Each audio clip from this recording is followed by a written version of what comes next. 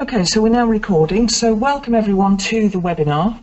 We are here, myself and Keith Purkis, to introduce to you Outsource Explosion, which is the product that we will be launching very soon. So we wanted to get a few people together and just go through a little introduction really to the product that we're producing. So this is a course on outsourcing, and in each part of the course, Keith discloses which parts were outsourced. So wherever you are within the course, you will be able to see whether it's a piece that we have actually created ourselves or whether it's outsourced. In the main, the whole thing has been outsourced. So what we're going to do, okay, that's a problem. Right. So what to expect from this webinar? So what we're going to be talking to you about tonight is the benefits of outsourcing. We're going to look at some of the key benefits that you will get from outsourcing the work and the tasks that you have to do to run your business. We'll look at how to begin outsourcing. So we're going to look at the first steps that you need to take. We're going to look at what you can outsource. So we'll be talking about a few of the tasks that we've outsourced really successfully that you might think about outsourcing. And we're also going to show you some outsourcing sites. Some of these sites we've used, some of them we haven't used, but we will be emphasising the ones that we have used. We'll also look at the advantages of using online job sites. We'll look at how to post for jobs, the problems you might face, and then right at the end we'll wrap everything up and there will be a conclusion. So let's go on to the benefits of outsourcing.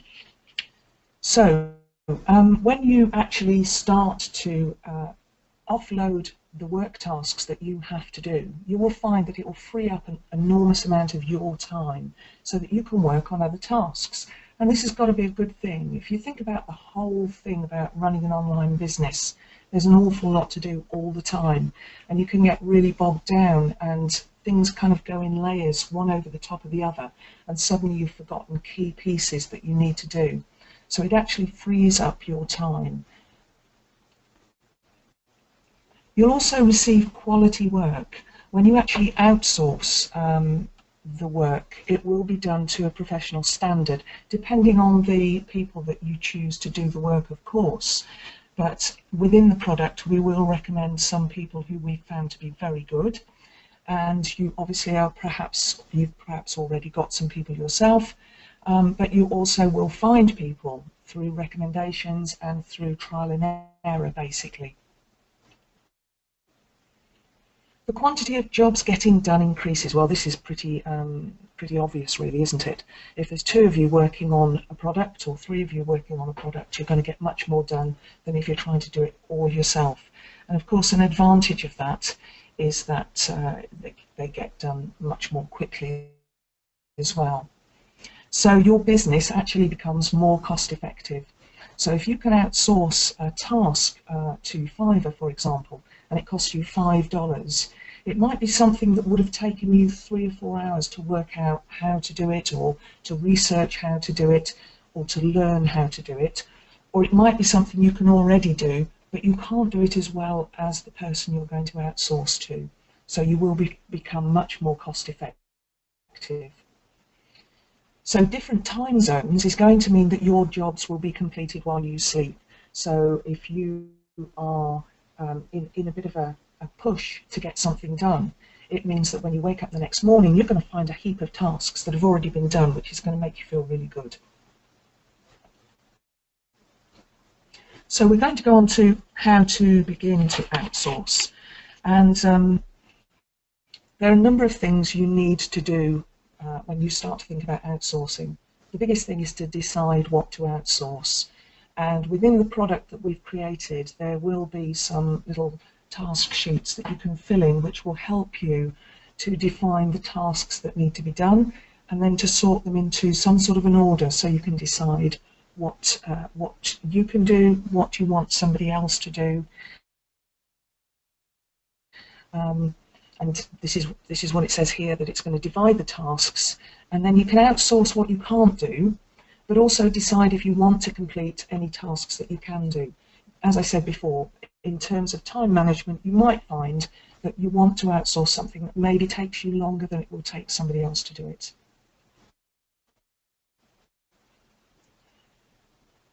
So you need to find someone to work with.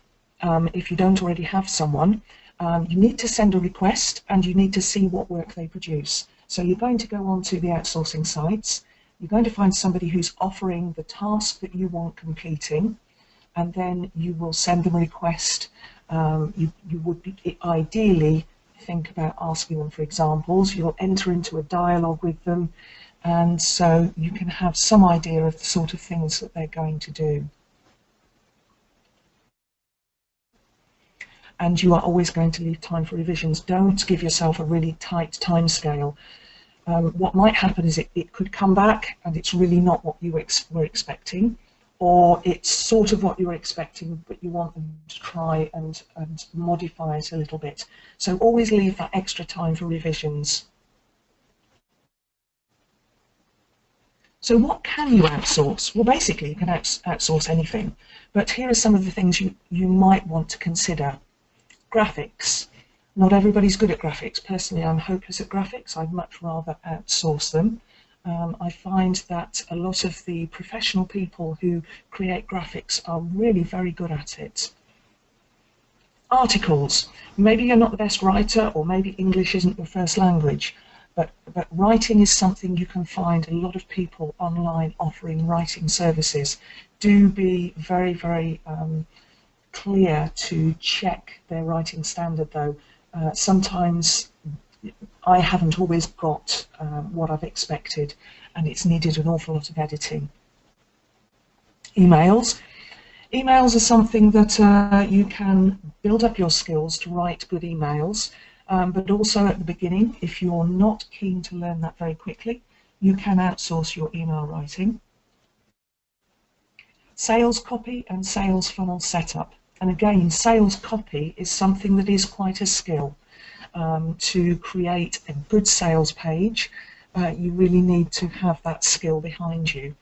Sales funnel setup, again, another task that can be time consuming and sometimes complicated, especially if you are completely non-techie like I am. SEO. SEO is another skill. It's something that not everybody understands, but if you outsource it, the person you're outsourcing to will be doing this all the time, so they will get very good at it.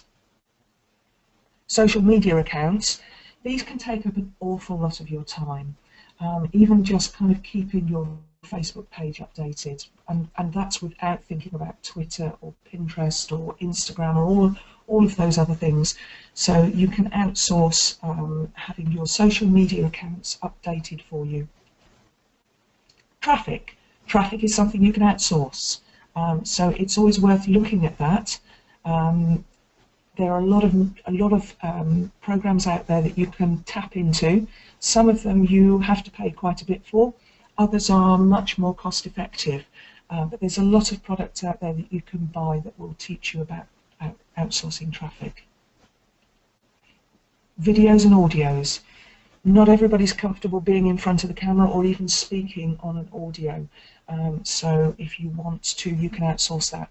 In fact, I have outsourced an audio myself before, and the gentleman who I chose to do it had the most delightful voice to listen to. So if you feel that maybe you haven't got the right voice, perhaps, that people won't listen to you easily, you might want to outsource it. Coding. This is a big skill. I have no idea about coding, but there are some clever bots out there who will do coding for you. And website creation. Website creation, again, is something that can be time consuming. You can get it wrong and then you have to sort out the problems. So outsourcing it to somebody who does it all the time is a much more time efficient way of going about setting up a website. So outsourcing sites. Now, there's quite a number of outsourcing sites that you can use. Our particular favourite is Fiverr. The product, the Outsource Explosion product, concentrates mainly on Fiverr.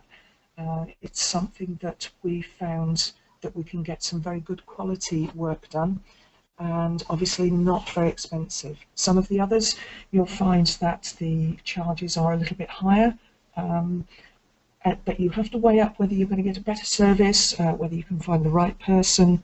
On Fiverr, you might not find the right person. You might have to go somewhere like Elance, or SEO Clerks, Freelancer, which hasn't come in for some reason, Odesk, Upwork, Guru.com, and People Per Hour. So those are some that we know of. Some we have used, others we have not used, but they're all worth looking at. All of these sites have a rating and review section, so you can read the feedback for any worker that you might want to employ. It helps you to get a feel for their quality and what they can produce. You can also ask them for samples of their work.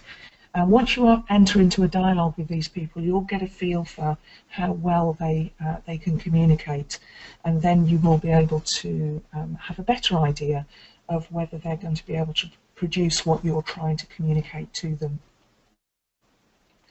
So some of the advantages of online job sites are the people on them have registered with the intention of finding work. These people want to do your job for you. So you haven't got to, you won't be in a position where you have to badger them or get onto them to sort of finish something. They're actually there to work. They have a rating and review section, which will help you to check out feedback before you go ahead. You can make detailed project requests, including a time frame and a budget, so that those specialists can bid accordingly. And you can ask for examples of past work, and that's actually quite important to be able to see what they've done before. So you can invite bids for your project as well. So instead of you kind of trawling through lists of people who say, oh, I offer a service doing this, what you can do is you can actually put a detailed project request onto the site, and you can say who would like to bid for this work. And what will happen then is the people who feel that they have the skills to fulfill your project will be able to make a bid, and then you can enter into a dialogue with them. So, posting jobs. So on a lot of the sites, and especially Fiverr, most people just search for a listing, which is called a gig on Fiverr. So they will put in a search for the job that they want doing, and they will just look through all of the people who are saying, I can do this for you. But what you need to do is do your research. Check out the sites to see what type of work is offered. The sites that we give as examples, they do have a slight variation on the type of workers that are attracted to them.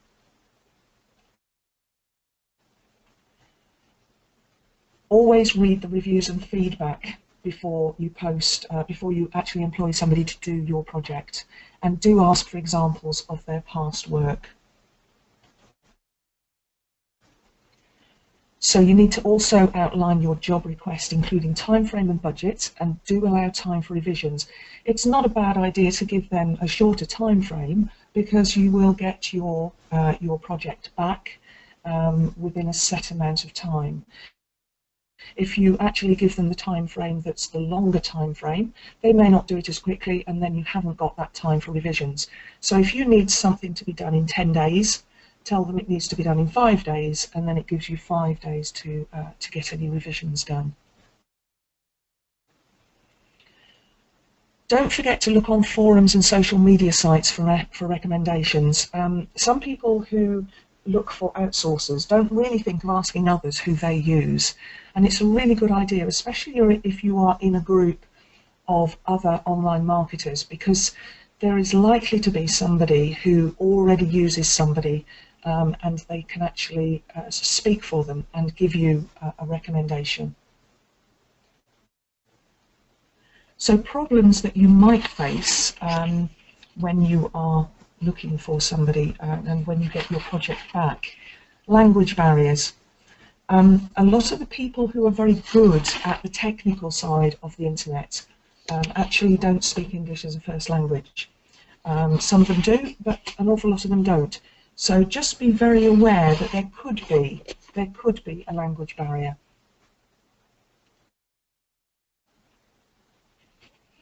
Another problem you might face is making sure that the worker has the right skills for the job. It's all very well entering into a written dialogue with them, it's all very well asking for examples of their work, but you really need to be clear that they have the right skills for the job. Now the only way you can do that is to enter into the dialogue and to get the examples. But if they then produce something that really isn't anything like you expected, that it actually is of a lesser quality than they said it was going to be, or a lesser quality than the examples they've given you, you have to consider whether they actually have the right skills for the job. And it's okay to actually not accept that from them and to move on to somebody else. Miscommunication. So you might not get what you expected. When we speak to people, when we write things, we all put things across in a particular way. The other person who is listening to what you are saying might be receiving what you're saying with a completely different image in their mind. So don't always think that it's the worker's fault if they don't produce what you expected them to produce. It may be a miscommunication. It might be a miscommunication on your part. Perhaps it was not a very good explanation, but it might also be, if there is a bit of a language barrier, that they've actually misunderstood what you've asked them for. That's why it's really important to leave extra time for those revisions. Payment. Never be talked into sending money in advance. This is actually quite a biggie, really. With places like Fiverr, you won't get into this because you will ask somebody if they can do a project for you, and then you either order it through their gig, so you click a button which says this is going to cost you $5, or you ask them to produce for you a personalised button. So if you ask somebody to do something that they come back and they say, okay, I can do that, but actually I need to charge you $10, they'll create a gig for you, and then you can order it through that gig to pay the $10. Now that payment is paid through PayPal, and that payment is held by Fiverr until you have agreed that the work that you've received is what you wanted, and then the worker gets paid. When you're talking about outsourcing to virtual assistants through some of the other sites, you actually get into situations where they may communicate with you personally. And I do know some marketers who've been talked into sending money in advance for work because they got into a more of a personal relationship with the person, and they stopped ordering through the recognised channel and went off and ordered separately. And once the worker had done a few projects for them, they then came back to, there's a couple of people who've told me this, they then came back and said, oh, now I've got this piece of work to do for you, but I'm short of money, and could you send me this in advance, please? And of course you never see the project and you never see the person again. So don't get talked into sending money in advance. So in conclusion, just to recap, you need to establish the tasks that you want to employ someone else to do. That's a really important first thing to do. Make sure you've got your lists written out of all the things that need to be done for your project, and that you know exactly what you are asking each person or worker to provide for you. They may be tasks that you could do yourself, but you might find that it's more cost effective to do them and you might find it more effective to actually outsource those. So you're going to research the sites once you've decided on the jobs to outsource, and you're going to read reviews and feedback for workers. So don't just go to one of the job sites. Try 2 or 3 and have a look at the differences between them. Once you've actually researched the job sites and you've read some reviews and feedback for workers, you need to ask for examples of the work and then enter into a dialogue with the worker. Take a little bit of time over that, get to know a little bit about what they do and how they do it. And make sure that your plan of action allows time for revisions. That's a real biggie, because if you don't get what you want, you don't want your project being held up because you haven't left enough time for that. So you need to go out with your plan of action in place so that you can get everything you need ready before you start putting your project together. There's nothing more frustrating than getting halfway through a planned page or website and realising that you've got a key component missing. So I hope that that has helped you to understand what we're putting together within Outsource Explosion. Keith has outsourced an awful lot of work for a lot of his sites, and in fact I believe some of his sites are actually fully outsourced. So much of what you will see within Outsource Explosion will be Keith's personal experiences with outsourcers. He also has some incredibly valuable tips, hints, and just little bits of advice about how to get the best out of the outsourcing. So thank you very much for attending this webinar, and please look out for our product launch, which will be very soon.